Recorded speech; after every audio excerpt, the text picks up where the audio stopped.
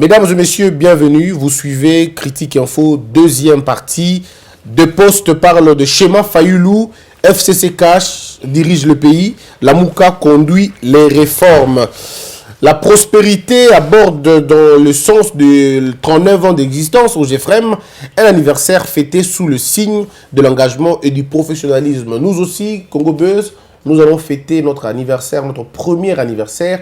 Ça va être le 23. On est en train de voir entre le 23 décembre et nous demandons le soutien à tout le monde et ceux qui seront à Kinshasa de venir prendre part à cette petite manifestation. Ça sera un grand plaisir pour nous de vous prouver combien on vous aime et de vous présenter toute l'équipe ensemble. On va faire une émission ensemble pour discuter sur la vision et les objectifs que nous allons prendre pour 2020. Et puis, le moniteur qui boucle cette revue, voici les communiqués du DG de l'INSS pour les précisions. Alors, mesdames et messieurs, vous savez très bien que notre pays vient de très loin. Notre pays a une histoire, mais cette histoire est mal écrite. Pourquoi mal écrite? Parce que l'histoire du pays est écrite par des inconscients, excusez-moi le terme, des maladroits, des hommes non préparés et parfois qui n'ont pas la culture politique aguerrie, des hommes qui n'ont pas une mémoire politique. Ils ont certainement une mémoire très enfantille et qui ne sont pas portés à la chose par le désir, par le désir de construire ce pays, de faire profiter au peuple du Congo des richesses du Congo. C'est quand même assez scandaleux à un moment donné de voir ce que nous sommes en train de vivre. La pauvreté au Congo est un blasphème, je l'ai toujours dit. Mais pourquoi continuons-nous à vivre dans ces conditions-là? Le deuxième sujet, c'est que qu'est-ce que Fachi doit savoir? Les impératifs de sa réussite. Les gens peuvent toujours se poser des questions. Mais Christian, pourquoi à tout moment tu parles du président et tout ça? Mais parce que c'est lui le numéro 1 de ce pays. Le Congo va se comporter selon sa vision à lui. Le Congo va se comporter selon sa vision à lui, sa rigueur à lui. Le Congo doit avoir impérativement sa manière. Tel va être le président, tel va être le Congo. Si le président est faible, le Congo sera faible. Si le président est fort, il va renforcer les institutions de la République et il va imprimer sa marque. Il va imprimer sa marque. Et c'est dont on a besoin dans ce pays, c'est exactement la marque. Je dois rappeler aux Congolais une chose. Sans la justice, sans les régies financières, sans la sécurité et sans la présence d'un vrai État, il est difficile de construire un pays. Je dis, sans la construction d'un État, alors un véritable État, il est difficile de construire un pays. Nous ne pouvons pas vivre dans l'anarchie parce que l'anarchie détruit le pays. L'anarchie occasionne le sous-développement. Et l'anarchie, c'est même un des ingrédients importants du chaos même d'un pays. Alors, le pays dont on a hérité, nous, à l'époque de Mobutu hérite un vrai pays. Oui, il hérite un vrai pays, uni dans ses frontières, mais piégé dans son intérieur. Le pays n'était pas prêt à l'indépendance, on est tous d'accord. On n'a pas eu plus de 100 intellectuels, vrais intellectuels, on ne les avait pas. C'était des auxiliaires de l'administration publique, des gens qui savaient à peine lire et écrire. Mais ce n'étaient pas des gens qui étaient préparés pour réfléchir sur le plan de construction, sur le plan du développement. Non, tout était sur le modèle le modèle belge. Tout était calqué sur le modèle belge. L'enseignement, la politique, la décentralisation, tout était calqué sur ces modèles belges et un peu le modèle occidental. Mais en réalité, nous n'avons pas réformé ces choses. Nous ne les avons pas actualisées. Pourtant, la Belgique, le plan qu'il avait en 1960, avec lequel il voulait amener le Congo à son développement, il avait déjà le plan, la Belgique elle avait le plan de relier tous les Congos. C'était le plan de la Belgique. Relier le Congo du nord au sud, de l'est à l'ouest. Dans quel but? Dans le but de faire l'exploration des ressources minières, des ressources que nous avons au pays, pour voir dans quelle mesure on va construire la Belgique. Et donc, il fallait qu'il y ait un chemin de fer, il fallait qu'il y ait des routes, parce que quelqu'un a dit, le développement, c'est les routes. Quand vous n'avez pas de routes, il n'y a pas de développement. Parce que le développement, c'est aussi le transfert de biens, c'est aussi les échanges de biens. Mais la route reste le chemin le plus sûr. Beaucoup plus que le chemin, la voie aérienne, beaucoup plus que la voie maritime. Les dégâts causés dans la route sont des dégâts, je veux dire, pas à comparer avec les dégâts sur Nalikolo Nanase. Surtout pour les commerçants. Les affaires ont horreur des océans, les affaires ont horreur des avions. Lorsque vous faites un crash, parce qu'un cargo est dans le ciel, le crash, il y a pas à 90%, il y a risque de ne rien trouver. Lorsque vous faites naufrage, à 90%, vous risquez de perdre beaucoup de produits. Soit ça va être des produits qui seront périmés, abîmés parce qu'il y a de l'eau et tout. Mais lorsque vous êtes dans la route, quand il y a un dégât au niveau de la route, c'est difficile de tout perdre. Il y a toujours des choses à récupérer. Donc les routes sont toujours, on favorise beaucoup plus l'éclosion de routes que les voies maritimes et que les autres voies de communication. Et le Belge avait compris ces choses-là. Il voulait relier tout le Congo. Nous sommes en 1960, le plan est là.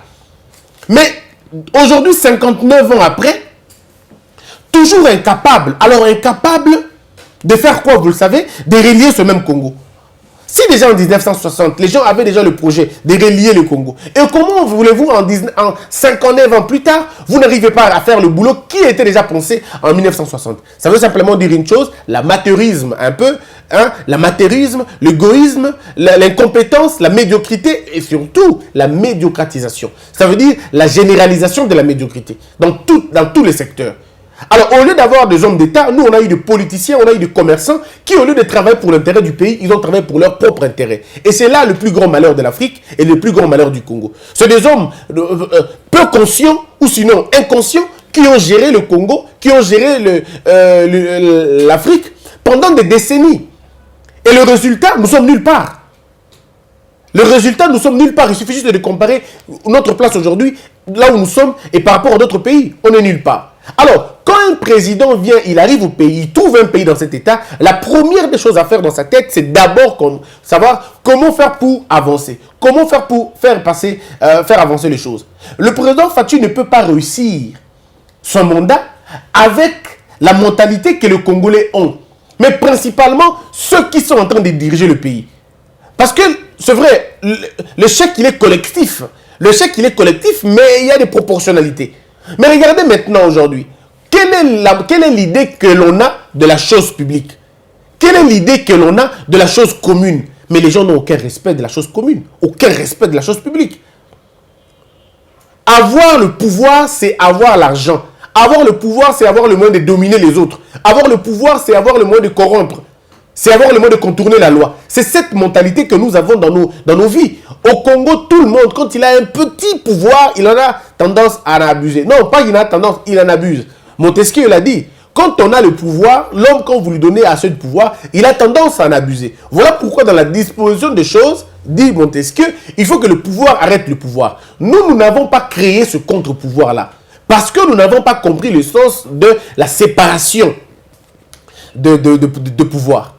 Ce livre de l'esprit des lois qui parle de la séparation de pouvoir veut en sorte que pas le monarque, mais le président qui arrive au pouvoir, d'abord commence par libérer la justice, s'assurer qu'il y a effectivement une séparation de pouvoir pour que le magistrat travaille en âme et conscience, que le législatif travaille en âme et conscience et que le judiciaire arrête d'être le policier de ces deux institutions. Que l'exécutif arrête d'être le policier des deux institutions. Donc, si le magistrat peut être inquiété par le ministre, alors lui-même, le magistrat, a une autocensure. Il a une autocensure, mais il a aussi une censure qui vient de l'extérieur.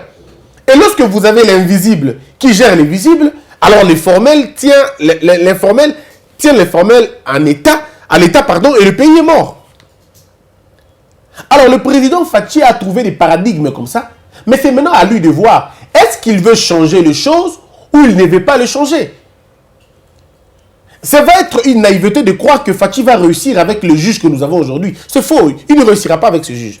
Il ne réussira pas. Parce que la plupart de ces juges, je dois le dire, hein, pour la plupart, pas tous, pour la plupart, ils ont bénéficié de la manne, de la médiocrité à l'époque de Kabila. Il y en a des gens qui étaient des petits messieurs inutilement, mais que M. Kabila a fait d'eux des procureurs généraux. Moi, je ne le dis pas. Ce n'est pas moi qui le dis. Hein. C'est la lettre de M. Kalev. Je n'ai fait que lire la lettre de M. Kalev. Monsieur Kalev, pour qui j'ai beaucoup de respect, il a dit lui-même qu'ils étaient des créatures de Kabila. Donc c'était pour la première fois d'apprendre que Kabila était un créateur de gens. Et il n'est pas le premier à utiliser le terme créature. Souvenez-vous que M. Mende avait utilisé le même propos pour qualifier Katumbi, en disant que Katumbi était la créature de monsieur Kabila. Et il n'est pas seul. Monsieur Chadar, il a dit, grand prêtre à Takamoko. Donc ici, vous avez un grand prêtre avec tous ses acolytes. Et c'est comme ça qu'on a compris les choses. Et donc, il y a des hommes qui sont devenus aujourd'hui au pouvoir, mais qui étaient des personnes inutiles. Inutiles dans le sens où ils n'avaient pas un cerveau, ils n'avaient pas de réflexion, c'était des gens bidons, inutiles. Inutiles au sens propre. Improductifs même. Improductifs. Mais Kabila a fait d'eux des procureurs, il a fait d'eux des inspecteurs, il a fait d'eux des riches, il a fait d'eux des généraux, il a fait d'eux des hommes aussi hautement aisés et supérieurs. Donc aujourd'hui, quand vous revenez mettre de l'ordre, comment vont-ils vivre? Parce que leur nature de prédilection, c'est le désordre. Ils ne peuvent vivre que dans le désordre. Ils ne peuvent vivre que dans l'anarchie. Maintenant, ce que vous dites, vous allez mettre de l'ordre, c'est eux qui sont bloqués parce que vous ne le faites pas du mal, mais vous changez un système qui va le détruire. Vous savez, quand vous venez dans une maison, vous trouvez beaucoup de rats. Vous n'avez peut-être pas besoin de mettre vous avez simplement besoin de nettoyer la maison, de replacer les choses dans la cuisine, changer beaucoup de choses et c'est fini. Les rats eux-mêmes vont mourir de faim et vont fuir. Et c'est comme ça que c'est tout ce qu'on demande à Fachi. De ne toucher à personne, mais de mettre les conditions à ce que ces gens-là se retrouvent dans l'impossibilité de vivre. C'est là le problème aujourd'hui. Mais si on n'arrive pas à comprendre ça comme ça, ça va être dangereux pour nous. Aujourd'hui, 9 mois au pouvoir. Fachi a 9 mois au pouvoir. Relativement peu. On est bien d'accord. Le gouvernement n'a que 2, 3, 4 mois. Je ne vais pas demander au gouvernement de faire des grandes réformes maintenant. Oui, non, je ne peux pas demander de faire des grandes réformes maintenant parce que les grandes réformes se réfléchissent. Les grandes réformes s'y pensent. Nous n'avons pas besoin des excursions politiques dans lesquelles nos gouvernants se sont allègrement donné l'autre fois. Ils parlaient de réforme de justice, mais c'était une excursion de justice.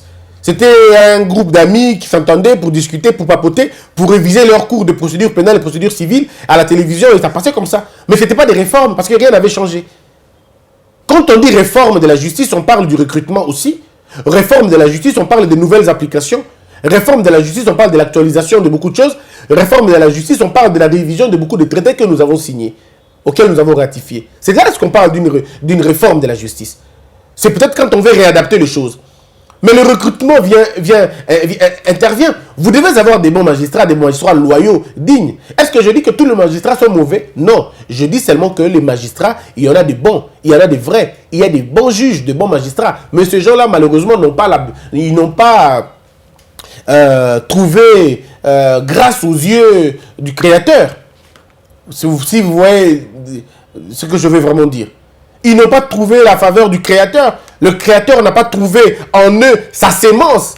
Et le Créateur a trouvé sa sémence dans les autres. Et les autres sont devenus des procureurs généraux. Ils sont devenus des présidents des cours. Ils sont tranquilles parce qu'ils ont accepté de suivre le Créateur. Et ceux-là qui ont dit non, on ne suivra pas le Créateur, nous allons rester dans la logique qu'il faut. Eux se sont retrouvés à côté, quoi. Ce sont des petits juges, des petits procureurs sans fonction. Ils n'ont pas d'influence pour la plupart des cas. Mais quand Fachi arrive, il doit utiliser beaucoup plus les rejetés. Ça, c'est Machiavel qui dit. Quand vous arrivez dans un royaume, utilisez d'abord le frustré que vous trouvez sur place. Parce que le frustré, là, ont des raisons pour lesquelles on abat les autres. Regardez, si vous avez suivi les films de 300, au mot, je peux me tromper, hein, 300 je crois, hein.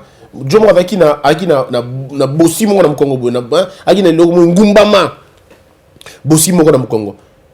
Avec qui traître, baboya qui est et ak bundakuna, bazouye facilement de l'autre côté pour trahir Bango. C'est comme ça qu'on fait. Si vous voulez vraiment renverser les empires, utilisez le frustré. Et M. Kabila en a fait beaucoup alors. De gens qui sont prêts à lui régler le portrait. Il y en a comme ça. Hein.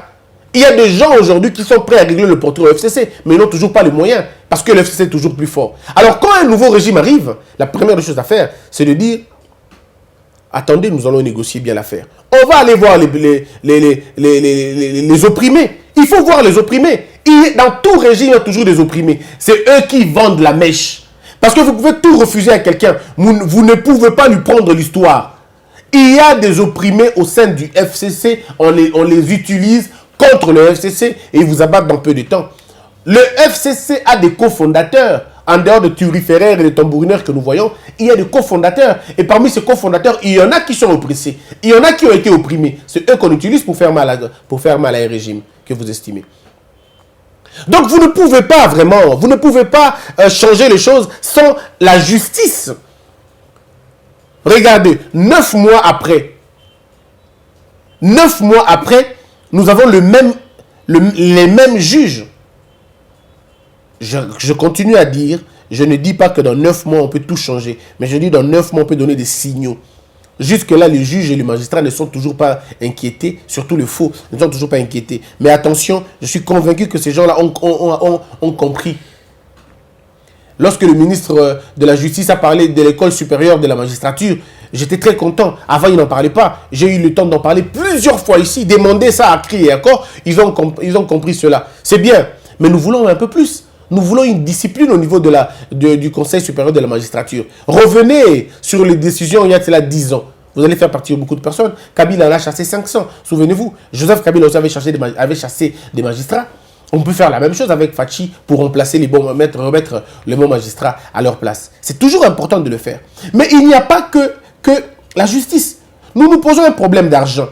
Parce que c'est ça qu'il faut dire aux Congolais. Il se pose un problème d'argent au Congo. Le président Fachi va en France. La France décide de donner un montant que j'ai oublié au Congo. C'est vrai, c'est bien. Mais ce n'est toujours pas comparable à ce que nous perdons. Nous perdons beaucoup d'argent dans ce pays. Pratiquement 15 milliards de dollars chacun. C'est les rapports de Luzolo. Et ce rapport-là, il est minimal. Le rapport de M. Luzolo est minimal. Parce que sa sphère de contrôle était réduite. Il y a ces endroits où M. Luzolo ne pouvait pas contrôler. Donc les 15 milliards, c'est vraiment minime. Nous pouvons aller jusqu'à 35 milliards à 45 milliards de dollars qui s'échappent toutes les années dans ce pays. Pratiquement 45 milliards. Si nous voulons nous en tenir au rapport, en tenons-nous au rapport de 15 milliards de dollars. Alors comment notre président peut aller demander 1 milliard de dollars à l'extérieur alors que nous avons 15 milliards qui s'échappent chez nous? C'est pas normal, non? C'est pas normal. Mais il faut le contrôle, il faut d'abord avoir le contrôle. Il faut avoir un contrôle exact du pays pour le faire. Notre pays est bloqué pas à l'intérieur, mais vraiment, je veux dire, notre pays est bloqué et à l'intérieur et à l'extérieur. La têtutesse de beaucoup de gens ici se trouve à l'extérieur. Donc il faut aller déverrouiller l'extérieur avant de vouloir... Parce que quand vous déverrouillez l'extérieur, l'intérieur se déverrouille automatiquement. Le problème est qui sont en train de soutenir la têtutesse au Congo. Vous avez tous ces gens-là qui ont volé le pays, qui ont travaillé à l'époque de Mobutu, à l'époque de Kabila. Ils constituent une histoire de milliards à l'étranger. Ils ont des maisons, ils ont des affaires à l'étranger. Il suffit juste de faire une commission rogatoire et demander à ceux qui sont à l'étranger de les arrêter, de remettre l'argent au trésor public. C'est beaucoup plus facile de le faire. Donc, notre République pèse beaucoup plus d'argent, mais nous voulons demander un peu l'aumône à l'extérieur, mais c'est pas normal. C'est pas normal. Mais ce n'est pas rien. Non, ce n'est pas rien. Parce que dans la politique, il faut être aussi réaliste. Il faut être réaliste. Il faut être réaliste, il faut être pragmatique. Mais il faut être aussi pensif et innovateur. Pardon, qu'est-ce que je dis pas pensif? Il faut être imaginatif. Vous devez savoir imaginer certaines choses, imaginer certains plans. Je pose toujours cette question, mais les gens ne me répondent pas. Pourquoi nous continuons à aller demander de l'argent à l'extérieur alors que nous avons l'argent qui nous échappe ici?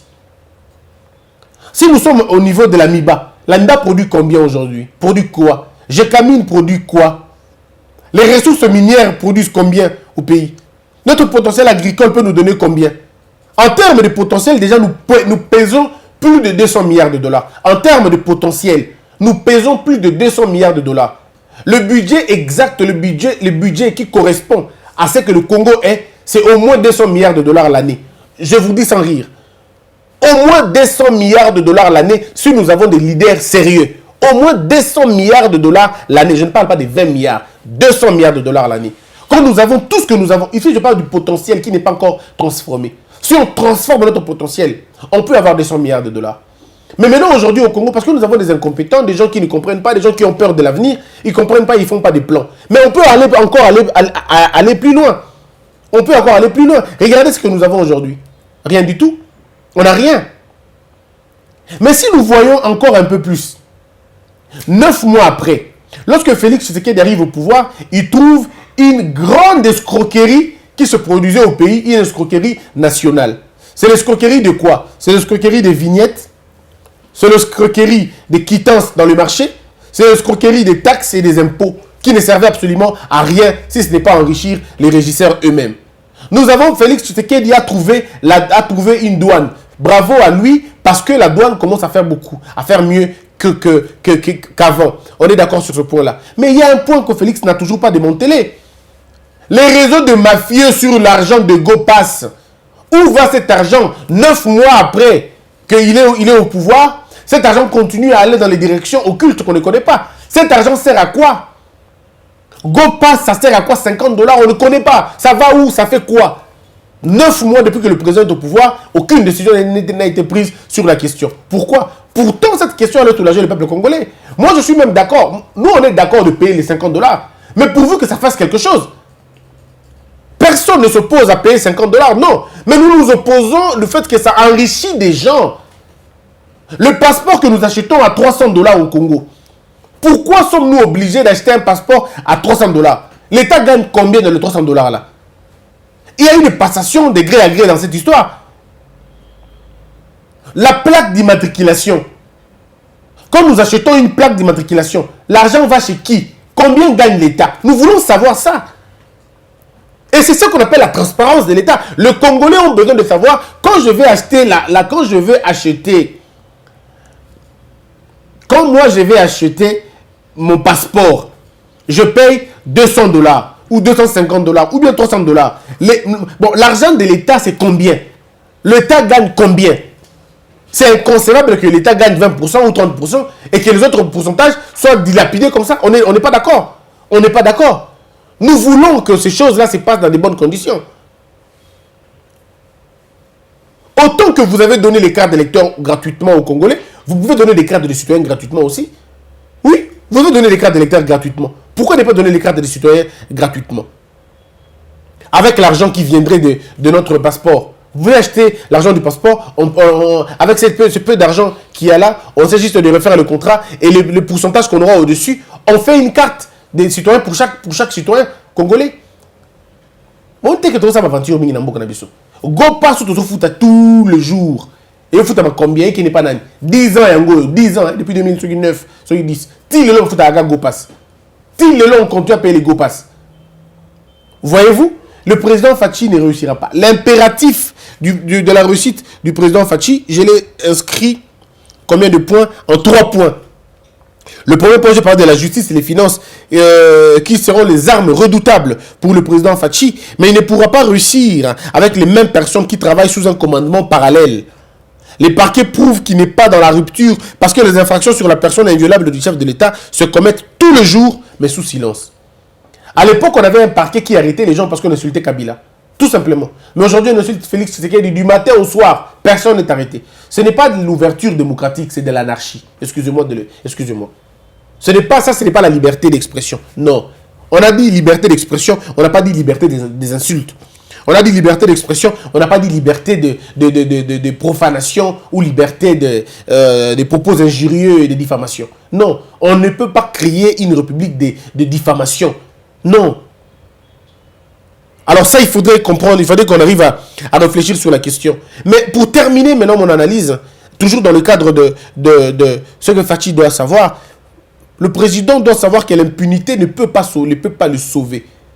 Si le président ferme les yeux sur l'impunité, il aura fermé les yeux sur le combat de son père et sur le combat de tout un peuple. Ce peuple congolais crie justice. Il a soif de la justice. Et la justice la plus propre est celle qui est dite des institutions judiciaires. La justice la plus propre, elle n'est pas dite par le président de la République, elle est dite par la justice. Donc, il faut commencer au niveau de la justice. Je le dis au début, il faut réformer notre justice. Nommer de bons juges, nommer de bons magistrats, le mettre dans des conditions et leur donner la liberté d'agir. Leur donner le pouvoir d'agir, les investir de l'autorité de l'État. Et avant de les investir, nous devons être sûrs que ce sont des bonnes personnes. Les rapports internationaux sur les crimes de sang, les crimes économiques et les crimes électoraux sont plus que des sources importantes d'argent. Mais rien ne se fait. Nous avons Panama Papers, nous avons Mapping, nous avons les ONG, nous avons Watch, on a Bloomberg, on a Luzolo, on a des rapports et des rapports dans ce pays qui parlent des crimes économiques, qui parlent des crimes de sang, qui parlent de crimes électoraux. Alors ces gens-là ne peuvent pas rester impunis. Mettre la main sur eux, vous allez prendre quelques 2-3 milliards. Mettre la main sur eux, nous prendrons 2-3-4 milliards. Et on pourra remonter le pays. L'impunité, ça ne serait pas une bonne chose pour Fachi. Voilà pourquoi il faudrait une bonne justice militaire. Je demande au président de nommer le plus haut gradé des généraux à l'armée, à la haute cour militaire, pour que ce dernier puisse se saisir de tous les dossiers des généraux. Il y a une règle en matière militaire, le sous-gradé ne peuvent pas entendre le haut gradé. Alors il faudrait arrêter ça. Pour arrêter ça, parce que c'était fait à dessein. Il fallait protéger certains généraux. Et donc, au niveau de la haute cour militaire, ce n'était pas possible de nommer un général à 3 étoiles ou à 2 étoiles, disons 3 étoiles. Ce n'était pas possible. Nous demandons à Fachi de nommer l'auditeur qui est là. Si vous ne le remplacez pas, donnez-lui le plus haut grade de l'armée ou le grade équivalent à tous les généraux. Pour le permettre, lui, d'entendre tous les généraux et de le condamner si possible. Un général de 2 étoiles ne peut pas entendre un général de 3 étoiles. C'est pas possible, c'est difficile. C'est pas possible. Pour qu'un général de 3 étoiles soit entendu, il faut que dans la composition, un général soit de 3 étoiles aussi avec lui.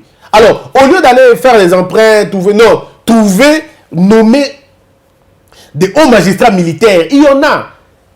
Monsieur le Président, il y en a des magistrats militaires très aguerris. Il y en a.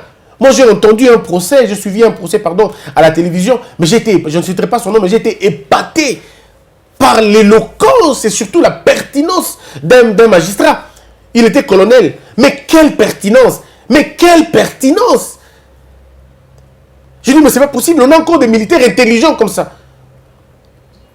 Donc nous pouvons avoir des gens comme ça, c'est eux que nous nommons des généraux 2 étoiles, 3 étoiles, nous essayons de les élever au rang des magistrats et pour leur donner un statut spécial pour arrêter tous ces aventuriers des généraux qui se sont donnés allègrement à des ventes d'armes, à des ventes de minéraux, à des trafics et tout ça. Remettre de l'ordre dans ce secteur-là, ça va être une très bonne chose. Nous en avons vraiment besoin. Il faudrait que les gens reviennent voir les opérations Soukola 1, Soukola 2, comment ça s'est passé. C'est important de revenir sur les questions comme ça. L'homme ne fouine pas, mais la justice doit fouiner. Le président, je suis d'accord avec lui. Pourquoi va-t-il fouiner? Ce n'est pas à lui de fouiner. Mais laissez la justice fouiner. Et je suis content quand on a dit qu'aucun crime ne restera impuni. Donc je crois que les gens qui ont été impliqués dans l'affaire de Kamona Sampou, dans l'affaire de Maïndombe, dans l'affaire de Kivu, de Minembo et des autres, tous ces gens-là seront impliqués. Et nous voulons que les responsabilités soient établies. Mais pour ça, il faut qu'une justice soit établie. Il faut que notre justice soit rétablie dans sa force, investie de l'autorité de l'État et on donne la liberté à la justice de travailler. Mais en même temps, quand je dis donner la justice, la liberté à la justice, je crois que c'est le juge eux-mêmes de se donner la discipline de faire la même chose. Nous devons regarder les rapports Panama, le rapport Mapping. On en a besoin. On a besoin de ces choses-là. Si les Lombongo tu l'as en Congo, imprimer des valeurs dans le Tarawapi, tu te poses toujours question, qui nous fournit les imprimés des valeurs? Comment a-t-il fait pour gagner le marché? Il a fait ça comment? C'était passé comment ce marché des imprimés de valeurs? On en a besoin de savoir. C'est très important, mesdames et messieurs. Et pour terminer, le président ne réussira pas s'il ne neutralise pas le FCC. Neutraliser le FCC, ce n'est pas le tuer. Neutraliser le FCC, c'est le déplumer de leur orgueil, de leur arrogance. Ces gens sont extrêmement arrogants. Ils sont extrêmement orgueilleux quand ils passent à la télévision. Ils pensent comme si on était tous leurs enfants, quoi. Ils n'ont pas honte du bilan qu'ils ont présenté au peuple. Ils n'ont pas honte de ça, mais ils viennent quand même donner des leçons de gestion. Alors, des gens comme ça, il faut les mettre devant les défis. Publier tous les rapports incluant, citant le nom des gens. Nous voulons le voir. Nous voulons voir le rapport de la SNEL. Nous voulons voir les rapports de Bukangalonzo. Nous voulons voir toutes ces choses. Parce que si nous ne le voyons pas, ça ne va pas marcher. On ne comprendra jamais qu'est-ce que nous voulons faire et où nous voulons aller. Il faut que la future génération se rende compte une fois que nous avons été gérés par des mauvaises personnes. Nous voulons ça. Les rapports sur l'INSS, le rapport sur les entreprises publiques, le rapport sur les mines, le rapport sur le gaz méthane. Nous voulons voir ces rapports-là. Nous voulons voir le rapport. Voilà pourquoi on a dit qu'il fallait auditer ce pays. Il n'y avait que ça comme moyen pour nous de voir si on va aller ou on va échouer. Mais malheureusement, on n'a jamais eu l'audit. Mais malheureusement, en tout cas, on n'a pas eu l'audit. On aurait pu avoir cet audit, mais on ne l'a pas eu. Voilà un peu, mesdames, mesdemoiselles et messieurs, ce que Fathi doit comprendre. Fathi doit comprendre qu'il ne peut pas gagner sans la justice, il ne peut pas gagner sans les régies financières. Parce qu'il a besoin d'argent pour financer son développement. Et l'argent ne peut venir que des ressources minières que nous avons, des ressources agricoles que nous avons et de la diversification de notre économie. Mais avant tout, pour que vous puissiez financer les secteurs de développement et les secteurs porteurs de croissance, vous devez d'abord maximiser vos recettes. Et la seule façon de maximiser vos recettes, c'est d'abord happer l'argent qui fuit, happer l'argent qui se dissipe dans les poches des gens, capter ces ressources-là. C'est d'abord ça. Et pour ça, vous avez besoin de bons régisseurs. Voilà pourquoi Fathi doit tout faire pour que les régies financières ne lui échappent pas. Il doit tout faire pour que les régies financières soient entre ses mains. Il doit tout faire pour que l'appareil judiciaire soit sous son contrôle. Oui, les gens vont dire, mais le ministère de la Justice n'est pas sous son contrôle. Très bien, mais le Conseil supérieur de la magistrature est sous l'attribution du président de la République. Est-ce qu'il peut encore faire des choses bien? Je crois que c'est important. Le président doit se faire entourer par des gens intelligents. Il est important que le président fasse une cellule discrète et secrète qui travaille jour et nuit pour neutraliser le FCC. Ce n'est pas lui. Lui, il doit se comporter comme un homme d'État. Il doit dire, il doit avoir des propos de compromis. Il doit avoir des propos conciliants. Il doit avoir une attitude de conciliation, même quand ce n'est pas vrai à l'intérieur. Il faut laisser à une équipe secrète, discrète, de faire le boulot et d'en arriver au bout, quoi. Je suis convaincu que dans peu de temps aussi là. Je vais terminer par vous donner une chose. Il y a un monsieur qui est venu à l'aéroport d'Egem Bakangaki. Selon le rapport que nous avons, Bakangaki Mutumo qui na aéroport à Kinshasa, Anoke Kingakati. On a mis la main sur lui. Il y a eu des appels. La DGM dit, ok, plus vous appelez, plus nous voulons savoir c'est qui. Et quand ils ont découvert la question, ils ont découvert que c'était quelqu'un de très, très, très, très dangereux. Mesdames et messieurs, je ne peux pas dire en plus, vous dire plus, mais retenez simplement que les choses sont en train d'avancer. Et voyons voir ce que ça va donner dans peu de temps. Nous avons choisi de combattre le mal. Mais on a choisi aussi de donner notre point de vue pour l'avancement des choses. Abonnez-vous très massivement, partagez nos vidéos. Que la peur quitte nos esprits et que Dieu bénisse les RDC.